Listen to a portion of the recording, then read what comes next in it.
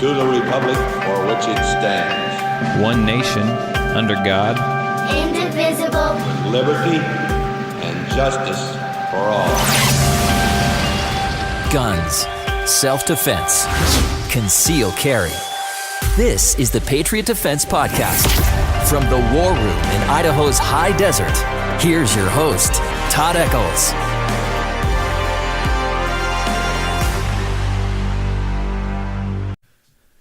It's cold out, it's snowy out, and we're tucked away in the war room in the west end of the Magic Valley. True. In our hidey hole. In our hidey hole, on metal chairs. On metal chairs.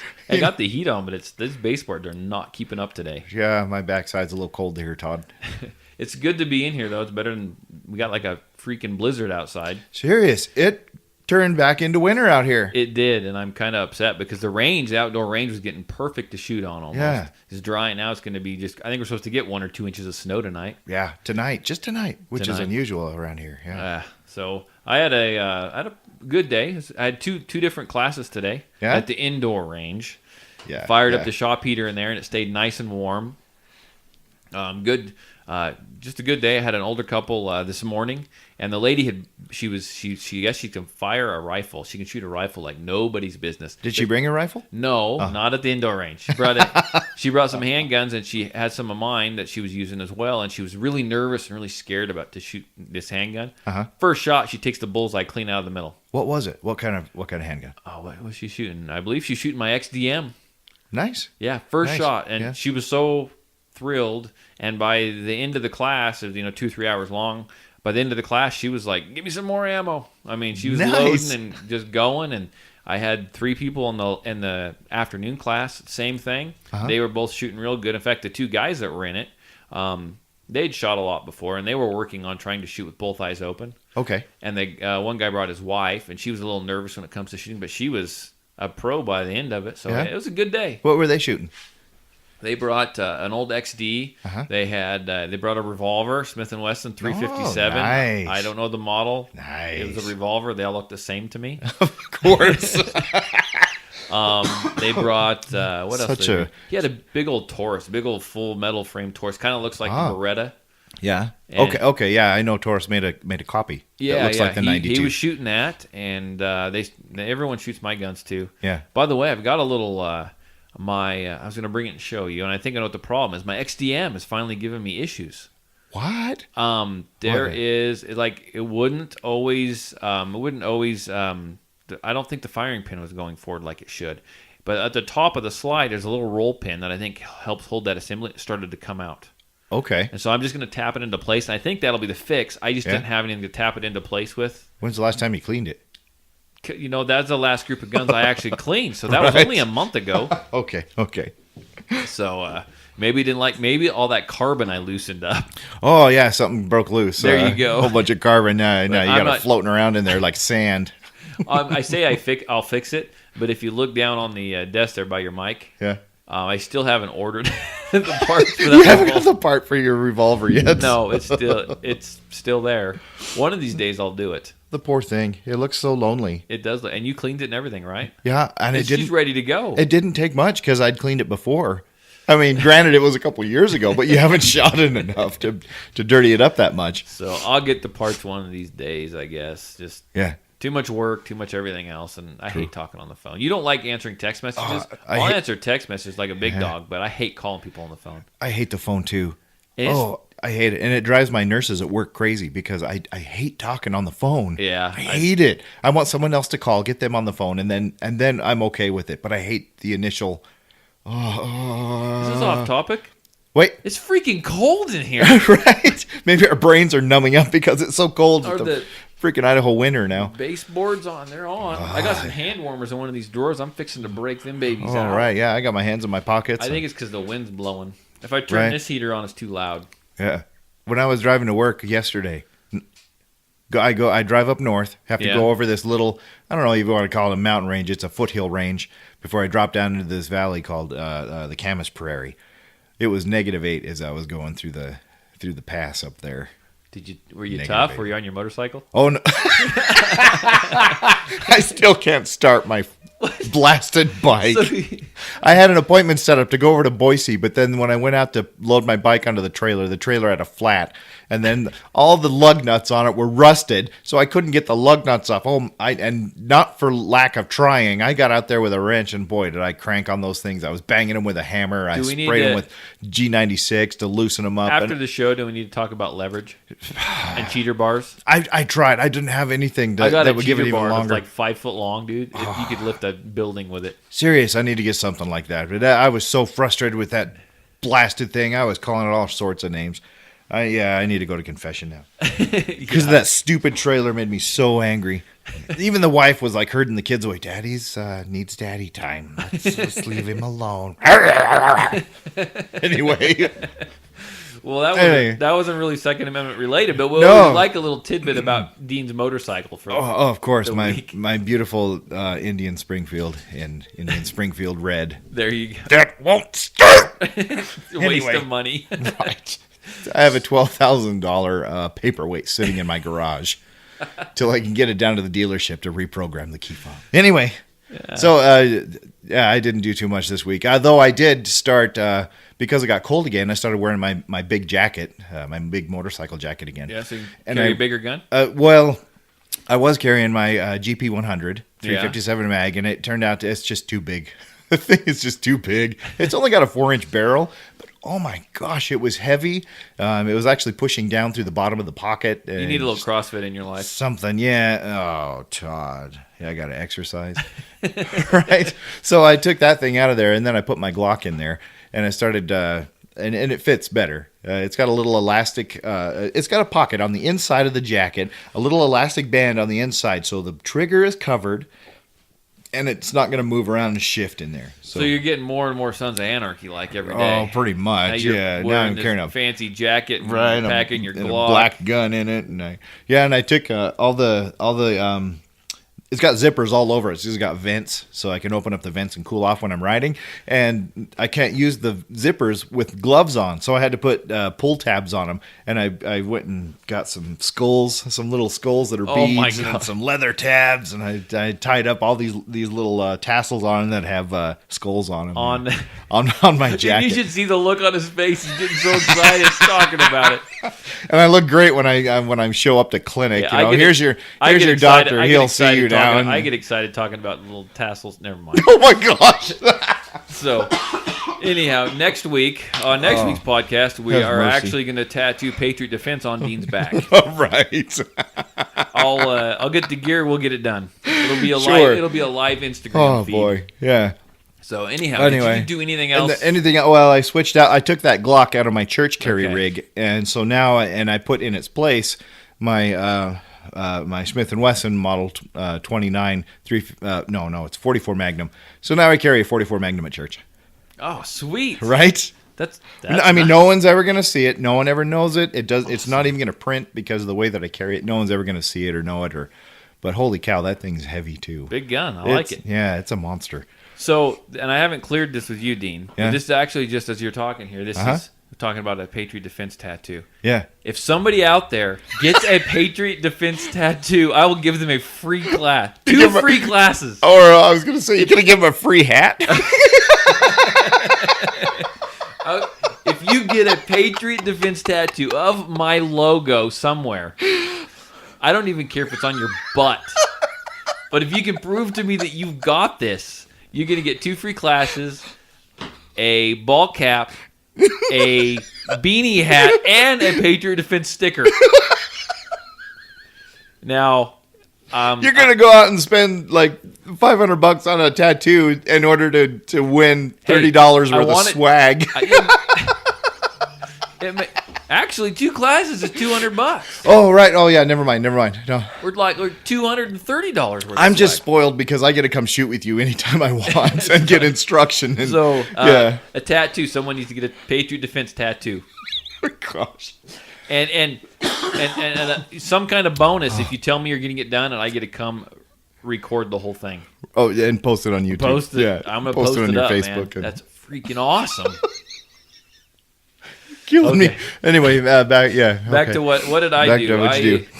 A lot went on this week. People are still talking about the school, that school shooting, and that's all over Facebook. And every day we get a little more information about that. And I don't get into any too big of battles about what I read on Facebook. I used to years ago, but I was involved in some back and forth on Facebook. It is what it is. But I've just been dealing with that, kind of just paying attention to what the public is, what their perception is, kind of what they're thinking about, arming teachers and all this other stuff. So right, there's just a bunch of stuff going on. But we're gonna get into that in a few minutes. Okay. But I'm actually talking about making a big ammo purchase.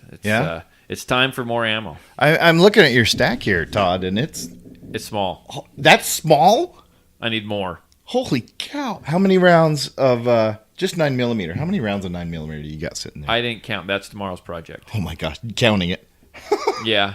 I can't remember the last time I bought ammo. The last ammo I bought was at 45, and I think I bought 1,000 rounds of it. And that looks like good stuff. Is it remanufactured or is it brand new? Yeah, it's I'm cheap. That's still fine. It's still fine Because it goes through quality control still. Occasionally you'll get some with the primers in backward or something. It's kind of like what it looks like when I reload. Except it doesn't blow you up. Yeah, exactly. They actually use a recipe? They might, but they stick with their primers in backwards. Oh, shoot. So I'm thinking about ordering more. I don't know. I mean, we're talking. What are you going to order? What caliber? 9mm. Because that's just what I shoot the most. Yeah, you're going to go through more of it. I'm thinking about 4,000 or 5,000 rounds. Yeah? Is what I'm going to order in, I think. We'll look. I'm kind of watching prices. That is a lot. Yeah, but I like to get it for, prices are good right now. I want to get before prices go up. Right, and when you get it in big bulk like that, it's even cheaper. It is. And how much per round are you looking at when all gets said and done? last stuff I bought, I was getting from Freedom Munitions, and I'm not getting any kickback from these guys. So I'm not getting. I'm gonna make the statement right now. I'm not getting a kickback from anybody. Right. I'm gonna step away. I want to look at those boxes real quick while you keep talking. That's fine. I'll keep talking. So Freedom Munitions, and I think when I bought the 9, I think I bought it at I want to say it's been all over the board. I think I bought it as cheap as 16 cents a round to 18 cents a round, that type of thing. But Freedom Munitions is actually pretty cool because it's made here in Idaho. It's made up in northern Idaho. Oh, get out of here! Really? Yeah, look on the box. It says there's a little on the front. See that little made in Idaho? Oh, made in Idaho, it's USA. Kind of cool. It's made up in northern Idaho, up around Lewiston, I think. You know what else is in Lewiston? Spear. Yeah.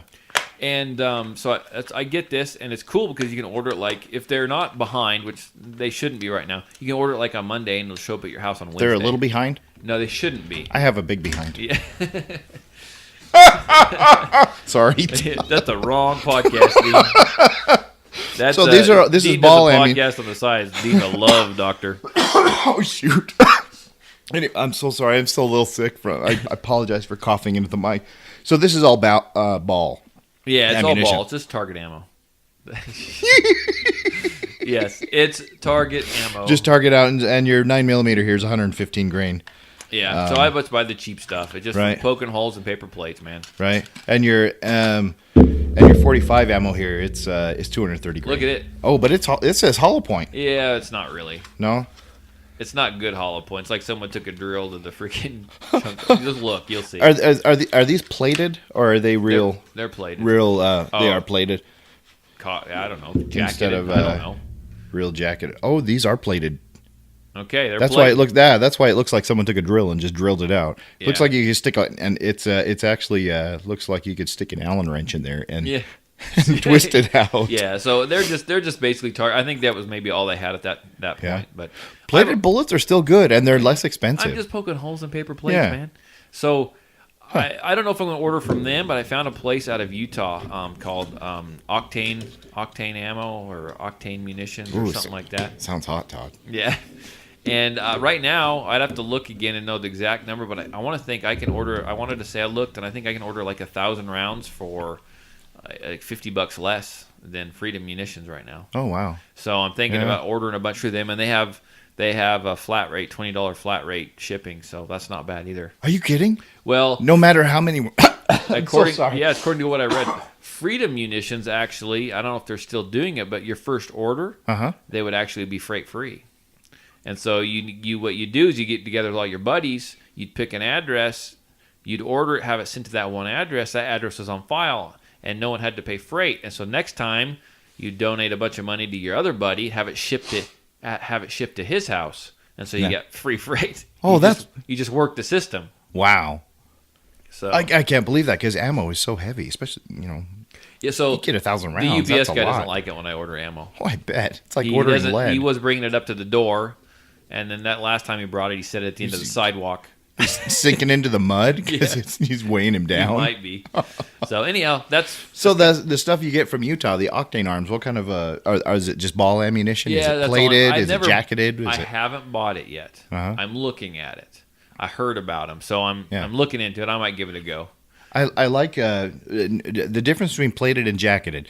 So with jacketed, you start off with a lead core, and then you just kind of swage a copper jacket over the top of it. Right. Plated, they actually put it into a liquid, an electrophoresis liquid. Right. And the copper just kind of forms over it because it's copper dissolved into the liquid, and they put a current through it, and then it sticks to the... Kind of like powder coating to a certain extent. Yeah, except with... Yeah. So you can get a big swage press, and you can actually coat your own bullets that you cast, right? You can, with it's a lot of freaking money. Oh, I bet. But I think I forget what it is. I think you can use like a 40 cal... I think it was like 40 caliber brass, and you can put 9mm into it, and then swage it or press it, mold it, and it comes out with a plated round. With a brass covered round. Oh, I thought about looking at it, but that's like thousands of dollars. The powder coating works great. It does for now. So far, I haven't had I mean, no leading. It's fantastic. I love it. I found my powder coating machine, but I haven't used it in like 3 years. In a while. Yeah, I haven't either. Too many other projects, but true. It is what it is. It is what it is. It's great stuff to keep the lead out of your barrel. It does. Yeah. It does. In fact, I got quite a bit of it sitting up there. Right. Oh yeah. So I will say that the podcast is I don't know if it's taking off, but I'm getting into the hands of new listeners. Oh, good. Yeah, good. I've been putting it out on Facebook here and there, inserting it into different conversations and stuff, just kind of working it into the conversation. Hey, we do a podcast. You take a listen. Right. And people are actually listening and then letting me know, hey, man, I love that podcast. Oh, that's good. In fact, there was a guy that just called me, and for the life of me, unless I look at my phone, I just spoke with him. I was on the phone when you walked in. Yeah. He called me because he follows us on Facebook. Mm-hmm. He started listening to the podcast. He hears me on the radio, and him and his wife are going to come sometime soon and take a class from me. Oh, great. And so he was calling. He said he loves the podcast, thinks it's great. So we got some feedback. Oh, good. Yeah, I love feedback. Email, but I love feedback. Yeah, that's what we want to hear. Let us know. Right. Email us. You can email us at patriotdefense13@yahoo.com. patriotdefense13@yahoo.com, and let us know what you think. Yeah. If you don't like it, we want to hear that too. We got thick skin. Yeah, we don't have to listen to you. Right. We'll probably just trash it. More than likely. And when we talk about it on the radio, we'll tell you what a piece of garbage you are. We may do that. So I was just telling... I want to tell the listeners, Dean, that I found a way, and it's not up and running yet. I need to kind of finalize it over. Hopefully, the next week, maybe 2 weeks, we'll see what I get figured out. A way, since this is a podcast, obviously it's not on the air live. I get it out as quickly as I can, but it's always going to be behind by a day typically. Yeah. A way we come up with a way. And phone number possibly for the listeners to call in and ask questions. They'll have to leave it like the question like a voicemail, right. Or they can tell us like a self-defense type story or something like that they've had an experience with in this voicemail. And then I'm supposed to be able to grab them and actually play them on the podcast, and then you and me can discuss them, talk about them, answer questions, whatever. So we can have our listeners actually participate. To a certain extent, yeah. To the fact that they get their voice on the on the podcast. Yeah, it wouldn't be live, but it would be still they can call in. We can get their voice on here. I know. Yeah. I'm pretty excited about this. So I just kind of started. I heard about it Friday, was looking into it, downloaded some of the software last night. And so I'm going to play with her. I want to make sure it's good to go and I understand exactly how it works before I have a bunch of people call in and they don't hear anything for 2 months because I can't figure it out because I'm too stupid. Well, that and you got all this free time too. Exactly. So I'm gonna work on that, and as soon as hopefully my goal is I'd like to get it up and running and have people myself understand how to run it and get it up and going by the next podcast. Oh, that'd be awesome. And so how do they call in? They just use their phone. They just dial a phone number, and it's through Google. I don't know if it's called Google Phone or something like that. I'm not sure what it's called, but I have a special phone number. I've already got assigned a phone number, and they just dial from their phone.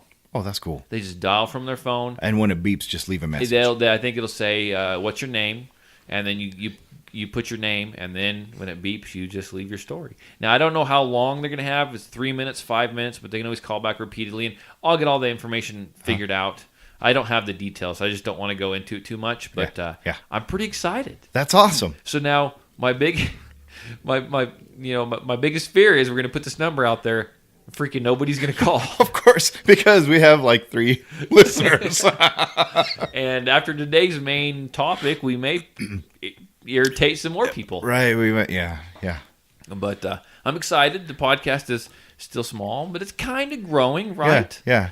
I hear a lot of these other podcasts where you hear people call in you might be in a different state and you're my co-host and you call in on a microphone or a phone or do something weird. I don't know, but it always sounds like crap. So I like it to the fact that you're here. You come to my house. We can put out decent quality sound, and now we get to include the listeners. The podcast is starting to grow. Hopefully, next year. We might be a SHOT Show. Oh my gosh! Wait! Oh my gosh! We might get an invite. We got to keep it up. If we can grow 2 listeners a show, we might be up to 25 listeners by next January, and we can get us an invite to SHOT Show. Oh my gosh! Oh, so I just thought of something.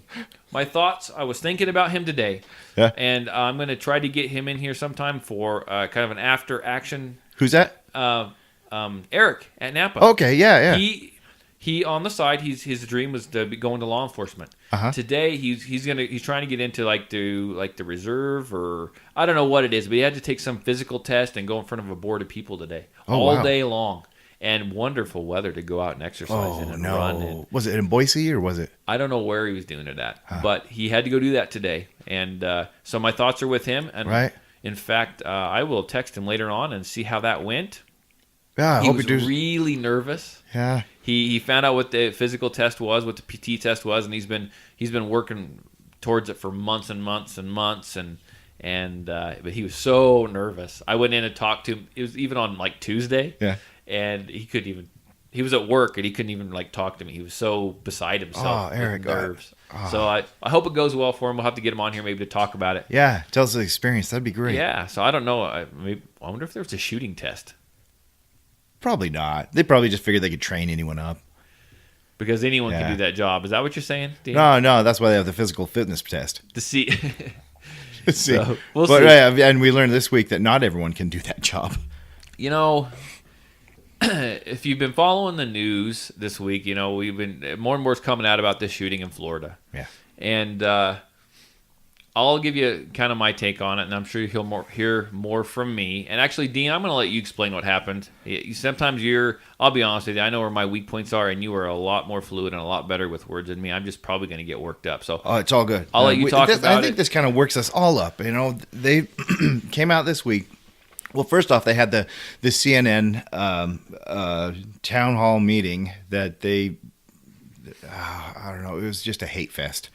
And at this well-scripted hate fest. Well-scripted, right? And they're still denying that it was scripted, even though they have multiple people coming forth saying, yeah, it was scripted. Anyway, they at this they had the sheriff of the county down there who completely divested himself of any responsibility, or his department, saying that everything was they did everything they could, that they were not at fault whatsoever. In fact, he blamed the NRA. Tore into the NRA spokesman, Dana Lesh, I think you say her name. Yeah.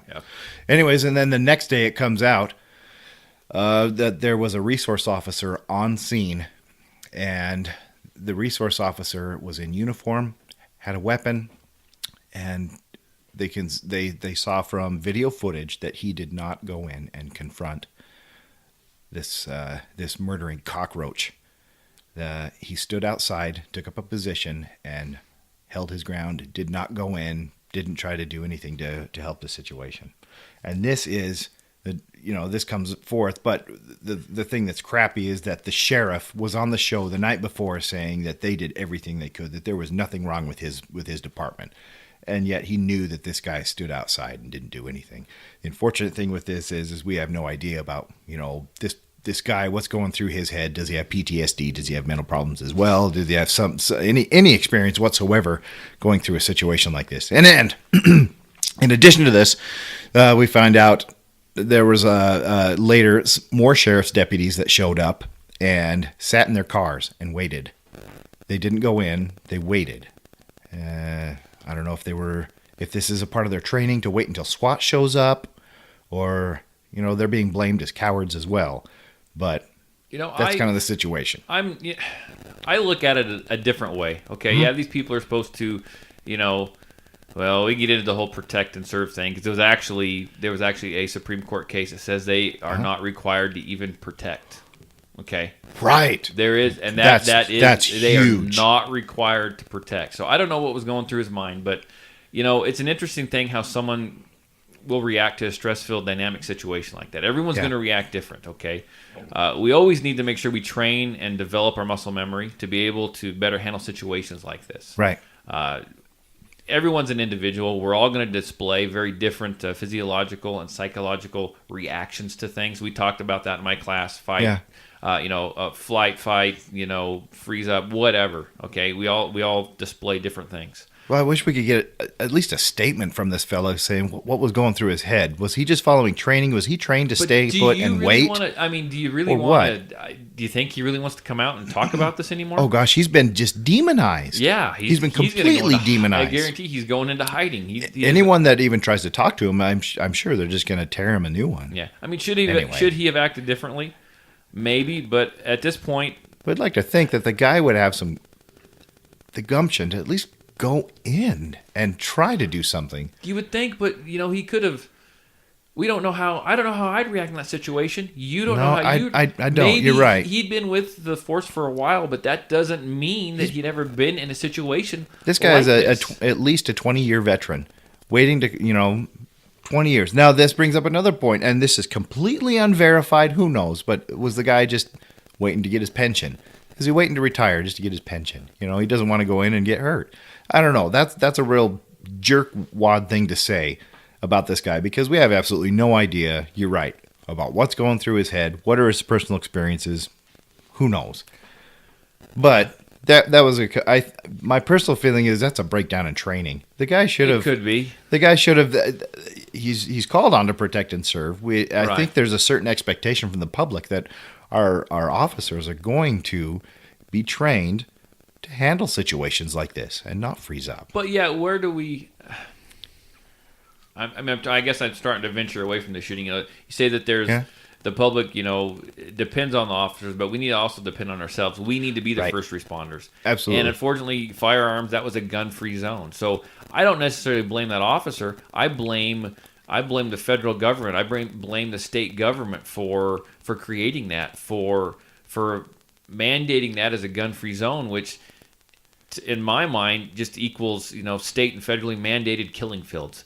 That's all those things are. Yeah, that's absolutely. all those are. A gun-free zone is nothing but a killing field. Well, and the left has even used this as an argument, and it's a very weak argument. It's a stupid argument to say that, oh, well, look, there was a good guy with a gun on scene, and it didn't help. Yep. And it just... I want to read something, okay? And I like these things to be my thoughts, but this is I read this to Dean, and this makes a good point. It's something to think about. There's a gentleman out there. He is a trainer. He's pretty popular. His name's Rob Pincus. In fact, he is developing that gun that never shows up that I want to get my hands on. What gun was that again? That is the Avidity Arms PD-10. Avidity Arms. One of these days, we're going to talk about the damn Avidity Arms PD-10. I'm not even going to tell you when it shows up. I'm just going to get it. It's going to be sitting right there. Right. I'm going to walk in one day. It'll be sitting right there. Yeah. That's going to be like cool, Todd. Yeah. They keep introducing it every year at SHOT Show, and that Yet it never makes it. The PD-8. Oh my gosh. So anyhow, I'm going to read this. Okay, statement. getting back to Rob Pincus. Yeah, he put this statement out on Facebook, and he uses a lot bigger words than I do. So I'm going to read this, and he makes some good points. It says this story is all over the internet over the last 24 hours. It says lots and lots of chest-pounding virtue signaling from gun people in the aftermath of this twist in recent Florida atrocity. While it is certainly possible to impute cowardice and dereliction of duty, I'd hope that we consider a perhaps more likely causative nexus. I wonder if, like a great many others, both uniformed and civilian gun bearers, the now ex-deputy never actually considered having personally to respond to a crisis of lethal proportion, and that denial caused him simply to freeze up when confronted with one.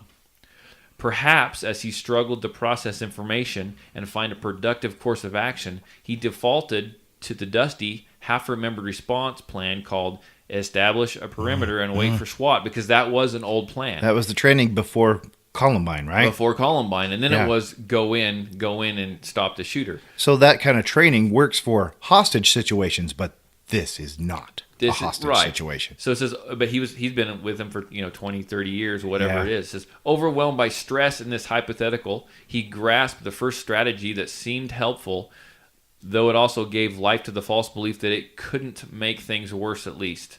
Lost in this fog of stress were all the lessons learned in Columbine and thereafter, namely to aggressively seek and confront the active killer to minimize loss of life.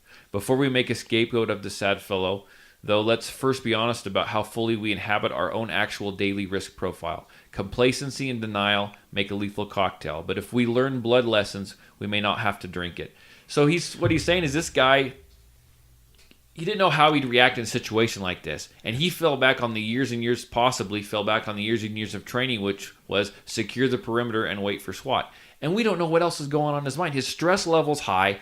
Someone's in there. He knows he needs to get in there, but maybe he just froze up.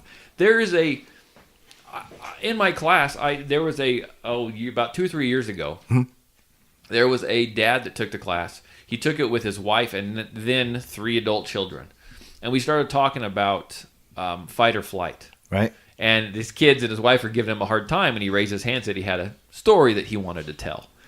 And he said that many years ago when his kids were little, I think one was in a stroller, one was like 4, maybe one was like 6 or something like that. Still young enough that they were holding their hands and pushing the stroller. They went down to Leo Ray's here in the canyon to see the alligators. And they went down there and they parked in the parking lot and everyone held hands, pushed the stroller. They walked up to the chain link fence. It was a really hot summer day. And they were there holding onto the chain link fence looking at the alligators. And he said there was one that they didn't see come out of the brush, running as fast as, and those things can move when they want to move, and hit the fence right in front of him. Holy cow! Hit the fence right. He said the next thing he knew, he was back at the car. He literally said it went like that. He was back at the car. He said he doesn't remember he doesn't remember the time that the alligator hit to the time it took him to get the car. He doesn't remember any of that. He says he turned around and his wife was pushing the stroller, dragging the kids, not looking happy with him at all, and actually informed him that he pushed the kids out of the way and ran back to the car. And he says he doesn't remember any of that. I bet he felt terrible. Yeah, he did. He said that was a reaction that he had. So, they call this guy a coward. They call him yellow belly. They call him garbage. They've called him all these names. But you know what? Do you really think that he knew what was going on and he purposely sat there and didn't do anything? Do you really think that's what happened? I mean, maybe it did. I don't think that's what happened. I don't know, and we won't know unless we won't know. We can see the video footage, or if we can get and even if we talk to him, is anyone gonna believe him? Yeah. At this point. Yeah. So I don't know. I don't know. I mean, I don't know whose side you're on. All that really shows is it's another piece in the puzzle of the failure of the Department of Safety down there, plus the FBI. I mean, 39 times they went to this kid's house and were called out to take care of business. The FBI had multiple tips that there was worry about this kid. And we talked about this last week, and I still don't know the answer. I don't know the answer. I know it's not taking the guns. Okay, I know it's not that. I still think it has to do with mental health, and I still think as a society we caused all this. But I think we need to get a handle on exactly how we caused it, and we need to get a handle on the mental health situation. Yeah. Okay, and it's not just take away the guns, because that's not going to work. There's this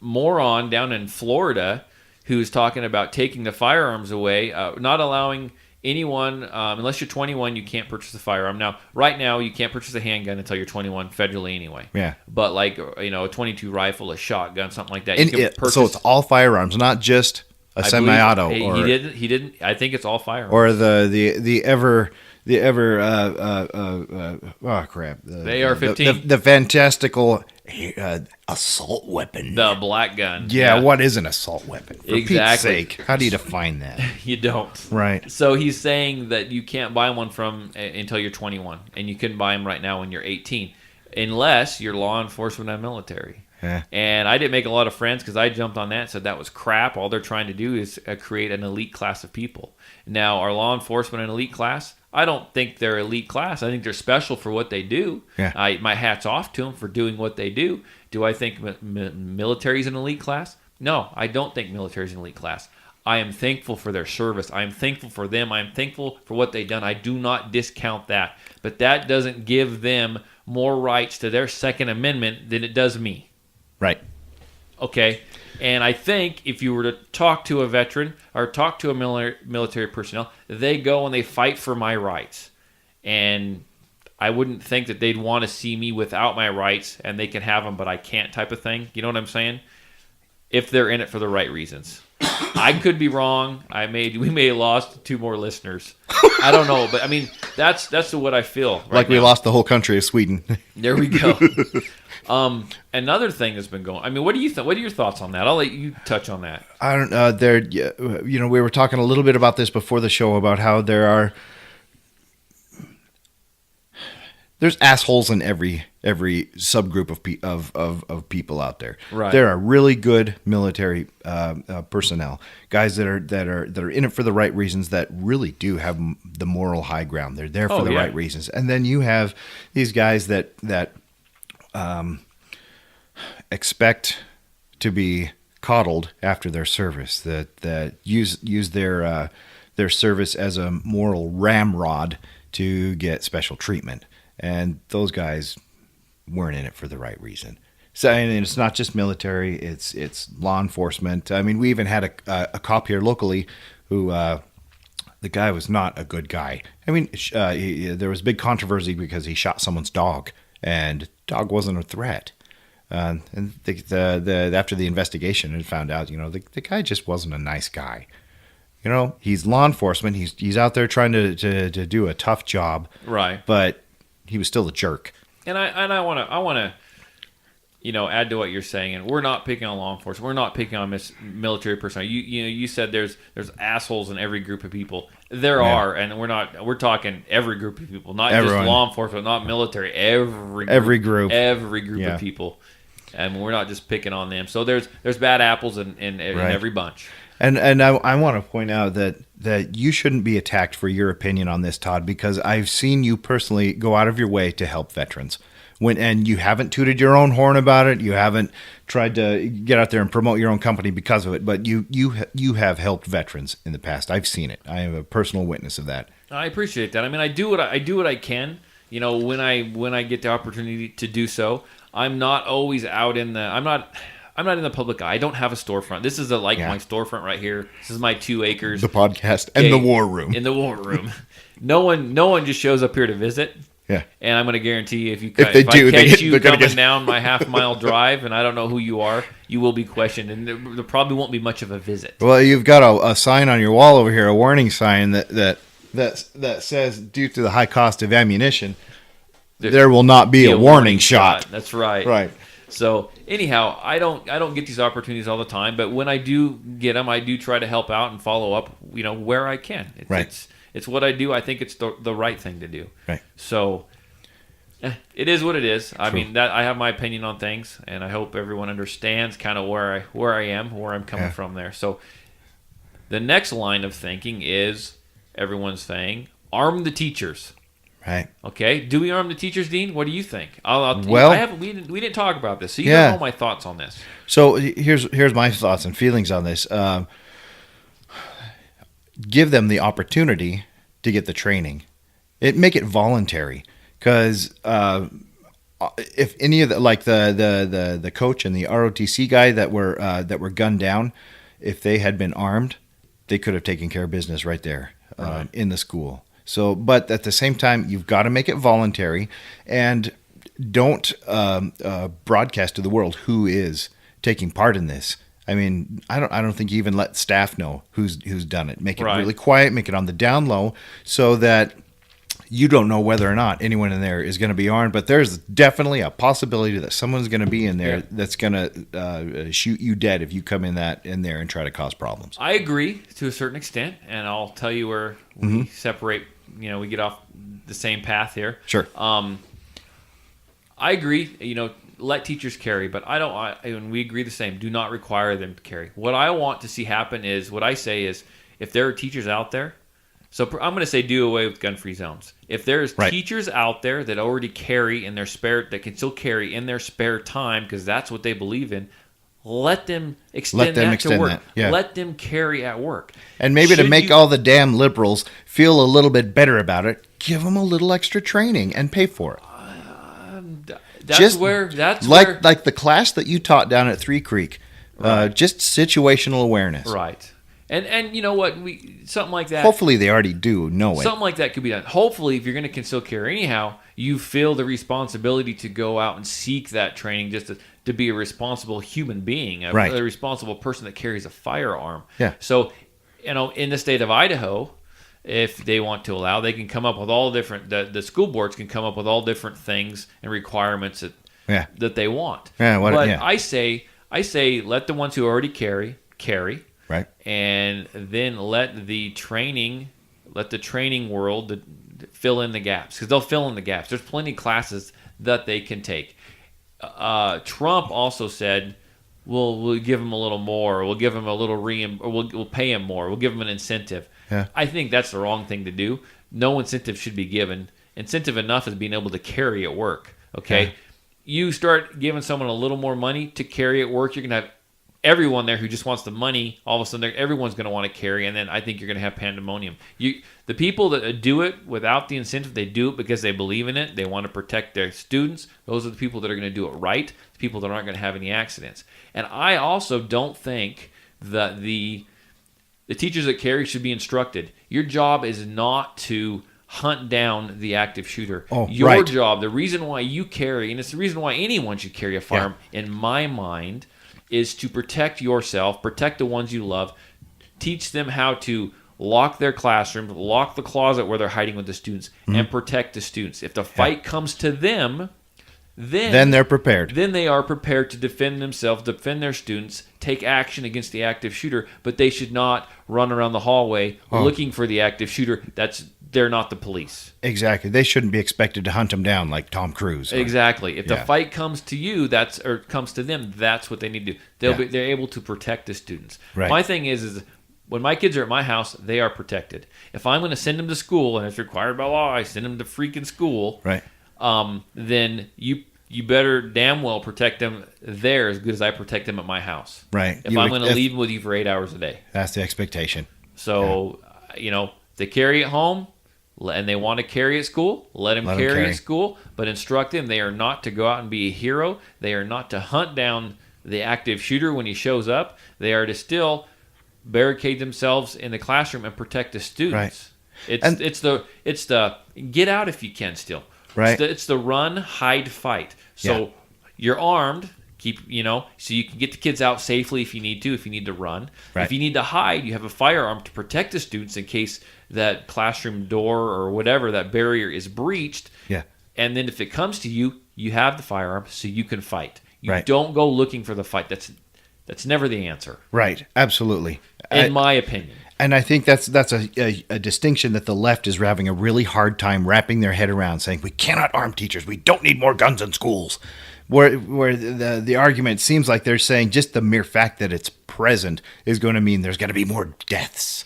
I do think that if a teacher is going to carry at school, and they could have a special meeting about it or whatever, they do need to reiterate the fact that this gun is not to be taken off and left in your desk. This gun is to be worn on your person in a good holster. Maybe they need to have holster type standards.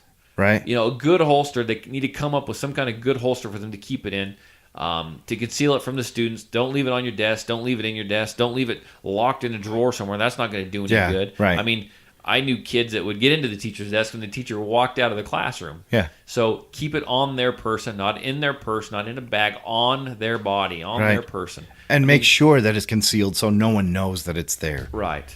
Yeah. So, I mean, there's a lot of things to talk about, a lot of things to discuss. Will that happen? Probably not. I highly doubt it. Right. I think what's going to happen is we're going to talk. I think they're going to give in to bump stocks. Okay. Yeah, they're just a worthless piece of plastic, to be 100% honest with you. But they're fun. If you've ever used one, they're kind of fun at the range. But I think Trump's going to give him that. Yeah. Okay. And I guess even though that's not going to save any lives. You're giving in. I think it's stupid, but I can see why he's doing it. Yeah. The NRA is kind of falling apart right now. They're losing lots of sponsors, lots of money coming in because they're just getting pressured to do something. And I've got emails from them this week requesting donations. Oh, sign up! We need your help. We need your money. Freaking money, man. And I hate that. I hate that they're using tragedy to raise money. And of course, that's exactly what politicians are doing. It's exactly what the left has always preached. Yeah. Take a tragedy and use it to exploit it. Yep. And I guess I can get upset with that, but to be honest with you, my business on the side, Patriot Defense, gets busier when something like this happens. Now, I don't want stuff like this to happen, but it does get busier when stuff like this happens. It's unfortunate. What I find unfortunate is it takes something like this to drive people to search out more training and to drive people to want to defend themselves, their loved ones, to become a voice in their school, to want to protect their kids, to want to do all this stuff. It's a shame something bad why don't people just wake up and understand that this is a right. You need to be responsible for your own self-protection. Yeah. It shouldn't take a tragedy like this to push you into that. Does that make sense? Absolutely. But I mean, I filled one class at the beginning of the month. I've got almost 30 people. Wow. I've got another class toward the end of the month that's got at least 20 people in it right now. Yeah. And I've been doing a ton of. I've never done this many private classes in a 2-week period. That's great. Today, it was great. Today, the whole day was scheduled with just private class after private class after private class after private class. It's fantastic. Just working on marksmanship, working on safety. Basic. The stuff, the world's changing. I feel like I need to understand how to use this. Yeah. I mean, you name it, I've heard all, and it's fantastic. I encourage it. It's just sad that it takes a tragedy like this to wake you up. Right. So, but you know what? It's got to happen sometime. It might as well be now, I guess. Yeah. Unfortunate. That is really unfortunate. So we're hoping it stays busy. Yeah. That'd be nice. We're looking forward to getting rid of this stupid snow. Right. And we got big, a lighter note, we got big plans for the outdoor range. I've actually got a little building I want to put in the range, a little 3-sided building to keep you out of the weather, and maybe put a bench and a wood stove in the back this summer. I want to build up the backstop a little bit. I got to rig up a thing to actually hold. I can actually staple targets to, maybe like a wood backstop type situation. I haven't figured it all out yet. Right. I have planted grass on the berms out there. So, oh, you did? Nice. Yeah, we'll see if it comes up. I might have to reseed it, but we'll find out. So we're getting there. You can unload on the grass. Yeah, there you go. Oh, boy. So Todd hates grass. He just shoots it all day. That's right. Got some plans to plant some trees around it for shade. Oh, that'll be really nice. Those will be, I'll plant those this year, but the shade probably will show up in a couple of years. Yeah, like 5 to 10 years. We're finding that out on my property. We planted several locust trees and a maple tree to help provide shade, and it's going to be like 10 years before we're getting anything. Got some really fast-growing trees that he's going to get me. So, are they decent trees? Or are they just like poplar? They grow up and they drop garbage everywhere, and it's a soft wood. They drop garbage, I'll just pick it up. You let dude, I want shade. You blow a big fart and the thing falls right over on top of you. I'm not growing a mighty oak here. Yeah, I'll cut it down and plant another one. Yeah, don't serve any beans at your barbecue, or else your trees are going to fall over. You know what, Dean? I don't have barbecues. So I have talked to Galena. We haven't mentioned Galena for a while, and we should probably get her on the podcast one of these days. Right. We are having a deal on the 31st. So next month? Next month. Yeah, next month. And I'm going to let her come in and tell all about that. I don't know the details. She's kind of in charge of all this. She's telling me what's going to happen. But it's going to be for women only. It's not even going to cost you. It's going to be a donation thing. Oh, nice. Yeah. Show up. I think I'm going to talk a little on gun safety, gun handling, or the concealed carry aspect of it. She's going to talk on the Second Amendment. We'll go out, we'll do some shooting, we'll have lunch, we'll have whatever, and I think she's going to have a donation pot out there. Hopefully no beans. No beans. There's no trees out there. Oh, right, no trees, so it doesn't matter. So we're doing that at the end of next month. So, she's keeping her fingers crossed and praying that the weather is good. Yeah, true. Well, after this. After this. I've been looking out your window right now, just from when we started the podcast. Is it snow covered? It's snow covered. The snow has stopped, and now I can actually see there's light out there now. When we came in here, the clouds were thick. You couldn't see anything. You know what that means, don't you? What's that? I'm gonna have to carry my white Glock tomorrow. Your white Glock? You are such a racist. Oh my gosh! No wonder we lost Sweden. Oh my gosh! Exactly. Big news, though. Yeah. Big news. Yeah. Big news. I know some people that listen to the podcast. Yeah. And they have more than Eric. Yes, our dream might come true. of being in Robert Bolish and his wife. And Yeah. I'm name dropping today. They know some people in Australia. Oh, get out. We might light up Australia. Why would Australia want to listen? They don't have guns down there. Well, they still got people. They got rid of them all. Yeah. They get an iconic picture. They're crushing them with that big old steamroller deal. So sad. We're so sad. They're more than welcome to listen to us, though. True, absolutely. And yeah, down there, sure. if you get a tattoo of Patriot Defense on your body, you can't have a class. Does it have to be upside down so you can read it? Maybe. You can have I can't get you a class, but if you can prove to me that it's on your body, you're on yourself. Get someone recording, getting it put on you, because I'm not going to freaking Australia. I don't make any money. What are international shipping rates for your swag there, Todd? I don't care. I'm going to ship their crap to them. I'll make up for the not being able to get a class. I'll do something. I want Patriot Defense tattooed on somebody. Oh my gosh, Dean, you got a lot of real estate there. Where do you want it, Dean? Give me a patch. I'll put it on my leathers. No, we're just gonna put it on your belly. The ever widening expanse of my belly, Todd. As Patriot Defense grows, so will my belly. Logo. Oh, how come I have a feeling that there's going to be a lot of pictures sent to us? Oh gosh. That's okay. I get an army of tattooed people out there. Oh, have mercy. Freaking awesome. Oh, my. So, just to go over this again, I am on Facebook under Patriot Defense. I am on, what's that called? Instagram. Right. Under Patriot Defense. Well, just find me. You'll find me. Just search on Instagram, right? That's how Patriot Instagram Defense, works. I think it's Patriot Defense 13 or something. You'll find me. Right. Okay. Become one of my followers. And next week we'll all drink the Kool-Aid. Okay. So I'm on Instagram. I'm on Facebook. You can message me on Facebook. Okay. If you want to text or you want to call me, you can do that. Especially if you live in Australia. True. Phone number is, I don't know what my phone number is. 620-794-6223. 620-794-6223. You can email us at patriotdefense13@yahoo.com. And hopefully, by next week, maybe you can call in. Right. That'll be great. That'll be great news for next week. Yeah. We can come up with self-defense stories. You can call in. I don't know. Right. I think it'll be fun. Questions, issues, anything. Anything. True. Maybe talking points that we can discuss. Maybe you're a tattoo artist and you want a tattoo on Dean. Oh, boy. Call in. Oh, boy. So we'll figure that out. Your wife's not going to let you come over and play anymore, Dean. No. I'll be banned from Todd's. So hopefully, I really haven't been home today. So we're just about done with this. I'm going to go inside and eat dinner and just kind of chill on the couch. True. And probably I'll wake up early tomorrow morning and I'll go ahead and release this. So hopefully, Robert, you can listen to this while you're eating breakfast Sunday morning. True. So hopefully it'll show up.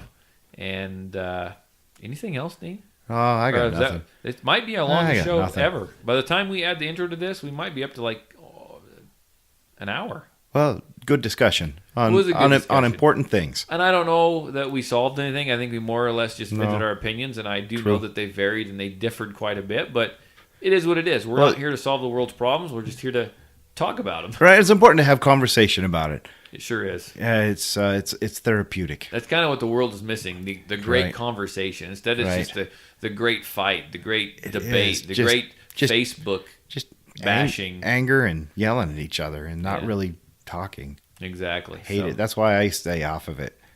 I'm sick of it. I can't stand it. It gets me so worked up. I need to take Xanax and don't do that. yeah. Yeah, you won't be able to own a gun here pretty soon if you Oh, start right. taking Yeah. that kind of- Don't tell anyone I took some Xanax. I That's want to right. keep my firearms. We don't want to be doing that. So, anyhow, Dean played with the knife and the grenade. And the grenade, yeah. We're all still I standing. fondled the grenade. And the and the knife. So, I think we're going to call it good, Dean. True. It's time for you to Go home and slip and slide on home. right. Hopefully the wife will be happy You left. when I The get wife home. was angered. She's. You can stay in the war room. I'll even leave the heat on for you. Oh, The that'd dog be will great. Come out here to sleep with you. Oh. Izzy the trail dog. Anyhow, we're out of here. Talk to you later. Have a good day. Bye.